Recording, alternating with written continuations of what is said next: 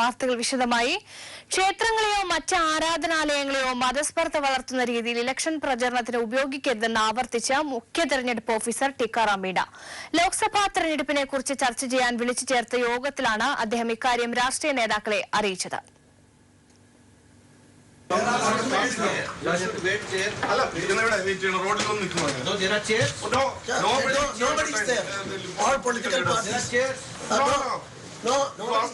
ലോക്സഭാ തെരഞ്ഞെടുപ്പിനെ കുറിച്ച് ചർച്ച ചെയ്യാൻ വിളിച്ചു ചേർത്ത രാഷ്ട്രീയ പാർട്ടി നേതാക്കളുടെ യോഗത്തിലെത്തിയപ്പോഴേ ബി.ജെ.പി. നേതാക്കൾ നിസ്സാര കാരണം പറഞ്ഞ മുഖ്യ തെരഞ്ഞെടുപ്പ് ഓഫീസറോട് തട്ടിക്കയറുകയായിരുന്നു. ഹാളിൽ ഇരിക്കാൻ സ്ഥലമില്ല എന്നതായിരുന്നു കാരണം. ഉള്ള പരിമിതിയിൽ ഇരിക്കണമെന്നാവശ്യപ്പെട്ടതോടെ ബി.ജെ.പി. നേതാക്കൾ അടങ്ങി. യോഗത്തിനു ശേഷം പുറത്തുവന്ന ബി.ജെ.പി. സംസ്ഥാന പ്രസിഡന്റ് ശ്രീധരൻപിള്ള പറഞ്ഞത് ശബരിമല വിഷയം മുൻനിർത്തി പ്രചരണം നടത്തുന്നതിന് യോഗത്തിൽ അനുമതി നൽകിയെന്നായിരുന്നു. പക്ഷേ ഇപ്പോൾ അദ്ദേഹത്തോട് ക്ലാരിഫിക്കേഷൻ അതിൻ്റെ കാര്യങ്ങളെ സംബന്ധിച്ചിടത്തോളം നമുക്ക് അതിൻ്റെ കോടതി വിധികളും എല്ലാം അവിടെ ഉദ്ധരിക്കാൻ സാധിച്ചു. ആ നിലയ്ക്ക് അദ്ദേഹം അങ്ങനെ പറഞ്ഞിട്ടില്ല. അതുകൊണ്ട് ആ ഒരു പ്രചരണത്തെ സംബന്ധിച്ചിടത്തോളം അത് പൂർണ്ണമായും ശരിയല്ല. ശബരിമല ലൈവ് ഇഷ്യൂ ആയി പറയാം. അതുകൊണ്ട് സന്തോഷത്തോടു കൂടിയാണ് ഞാൻ ഇങ്ങോട്ട് ഈ പടിയിറങ്ങി വരുന്നത്. എന്നാൽ ക്ഷേത്രങ്ങളെയോ മറ്റ് ആരാധനാലയങ്ങളെയോ മതസ്പർദ്ധ വളർത്തുന്ന രീതിയിൽ ഇലക്ഷൻ പ്രചരണത്തിന് ഉപയോഗിക്കരുതെന്ന് കൃത്യമായി രാഷ്ട്രീയ പാർട്ടി നേതാക്കൾക്ക് നിർദ്ദേശം നൽകിയതായി മുഖ്യ തെരഞ്ഞെടുപ്പ് ഓഫീസർ ടിക്കാറാം മീണ പറഞ്ഞു. ശബരിമലയെക്കുറിച്ച് പ്രചരണം നടത്താം, എന്നാൽ അയ്യപ്പന്റെ പേര് ഉപയോഗിക്കരുത്. പ്രചരണത്തിന്റെ പേരിൽ ക്രമസമാധാന പ്രശ്നങ്ങൾ ഉണ്ടായാലോ പരാതി ലഭിച്ചാലോ മുഖം നോക്കാതെ നടപടിയെടുക്കുമെന്നും അദ്ദേഹം പറഞ്ഞു.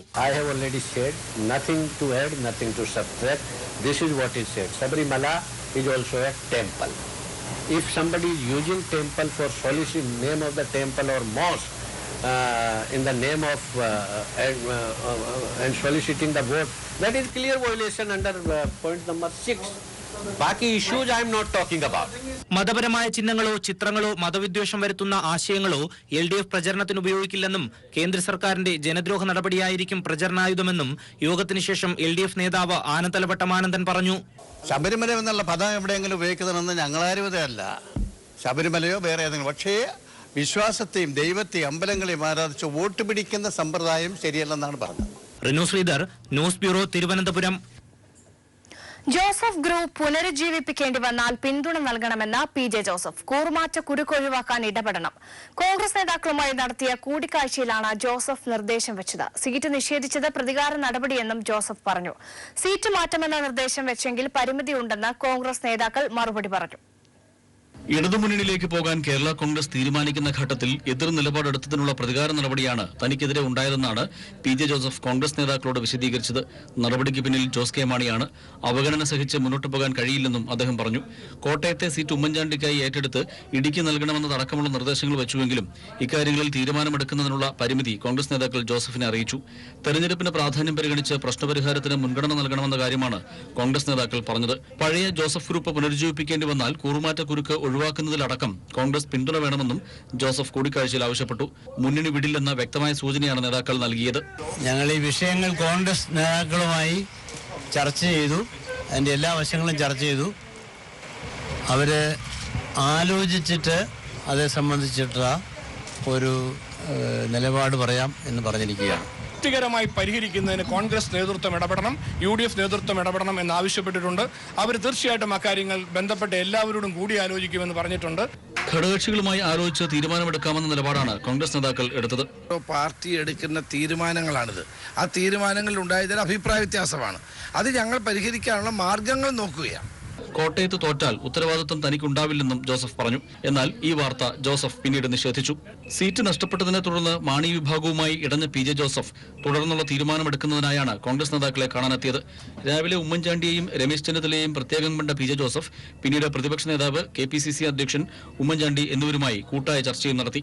News bureau, Thiruvananthapuram. വാർത്തകളിലേക്ക്. LDF തിരുവനന്തപുരം കൺവെൻഷൻ മുഖ്യമന്ത്രി പിണറായി വിജയൻ ഉദ്ഘാടനം ചെയ്തു. രാജ്യത്ത് കർഷകർക്ക് ജീവിക്കാൻ പ്രക്ഷോഭം നടത്തേണ്ടി വരുന്ന അവസ്ഥയെന്ന് മുഖ്യമന്ത്രി പറഞ്ഞു. BJP രാജ്യത്ത് അധികാരത്തിൽ വന്നെങ്കിലും ജനങ്ങളെ ബാധിക്കുന്ന ഒരു വിഷയത്തിലും ഇടപെട്ടില്ല. ഇനി രാജ്യത്ത് BJP അധികാരത്തിലെത്താൻ അനുവദിക്കരുത്. അതിനായി രാജ്യത്തെ ജനങ്ങൾ ഒറ്റക്കെട്ടായി നിൽക്കണമെന്നും മുഖ്യമന്ത്രി പറഞ്ഞു. ഇന്ന് രാജ്യം ഭരിക്കുന്ന BJP നേതൃത്വത്തിലുള്ള ഗവൺമെന്റ് ഇനി 5 വർഷക്കാലം കൂടി അധികാരത്തിൽ തുടർന്നാൽ നമ്മുടെ രാജ്യത്തിന്റെ സർവ്വ മേഖലയും തകരും. രാജ്യത്തിന് നിലനിൽപ്പിന് എന്ന് പൊതുവെ വിലയിരുത്തപ്പെടുന്നു. അതുകൊണ്ട് പരമപ്രധാനം ഈ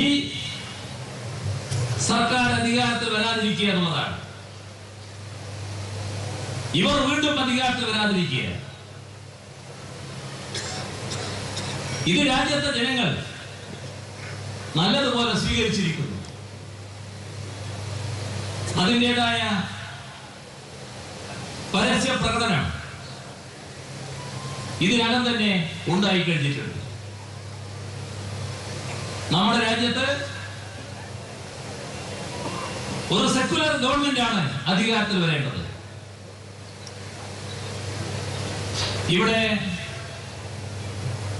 ബദൽ നയങ്ങളാണ് നടപ്പാക്കേണ്ടത്. അതോടൊപ്പം ഇടതുപക്ഷത്തിന്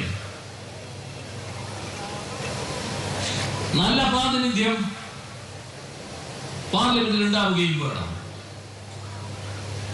ഈ നിലയിലാണ് കാര്യങ്ങൾ മുന്നോട്ട് പോകുന്നത്. കോട്ടയത്തെ സ്ഥാനാർത്ഥിയെ പിൻവലിക്കാനാവില്ലെന്ന് Kanjirappally MLA N Jayaraj. Party യോജിച്ചാണ് തോമസ് ചാഴിക്കാടിനെ സ്ഥാനാർത്ഥിയാക്കിയത്. മാണിക്കായിരുന്നു സ്ഥാനാർത്ഥി നിർണയത്തിന്റെ ചുമതല. അതിന്റെ അടിസ്ഥാനത്തിലാണ് സ്ഥാനാർത്ഥിയെ തീരുമാനിച്ചതെന്നും കേരള കോൺഗ്രസ് പിരിയില്ലെന്നും ജയരാജ് വ്യക്തമാക്കി. പത്തനംതിട്ട പെരുന്തേനരുവിയിൽ ഡാമിന്റെ ഷട്ടർ സാമൂഹ്യ വിരുദ്ധർ തുറന്നുവിട്ടു. ഇന്നലെ രാത്രിയിലായിരുന്നു സംഭവം. 20 മിനിറ്റോളം ഡാമിൽ നിന്ന് വെള്ളം ശക്തിയായി പുറത്തേക്ക് ഒഴുകി. സമീപത്തുണ്ടായിരുന്ന കടത്തുവള്ളത്തിനും സാമൂഹ്യ വിരുദ്ധർ തീയിട്ടു. തീ കണ്ടെത്തിയ സമീപവാസികളാണ് വിവരം KSEB അറിയിച്ചത്. ഇതിനു പിന്നാലെ KSEB ജീവനക്കാർ എത്തി ഷട്ടർ അടച്ചു. സംഭവത്തിൽ വെച്ചൂച്ചിറ പോലീസ് കേസെടുത്ത് അന്വേഷണം തുടങ്ങി. സംഭവത്തിൽ പത്തനംതിട്ട ജില്ലാ കളക്ടർ റിപ്പോർട്ട് തേടിയിട്ടുണ്ട്. കേരളത്തിലെ ഇവന്റ് ആൻഡ് എന്റർടൈൻമെന്റ് മാനേജ്മെന്റ് രംഗത്ത് പ്രവർത്തിക്കുന്നവരുടെ പുതിയ സംഘടനയായ കോൺഫെഡറേഷൻ ഓഫ് ഇവന്റ് ആൻഡ് എന്റർടൈൻമെന്റിന്റെ ഉദ്ഘാടനം സൂര്യ കൃഷ്ണമൂർത്തി നിർവഹിച്ചു. സംവിധായകൻ ശ്രീകുമാർ മേനോൻ, EM നജീബ്, MB സനിൽകുമാർ, ശാസ്ത്രമംഗലം മോഹൻ തുടങ്ങിയവർ പങ്കെടുത്തു.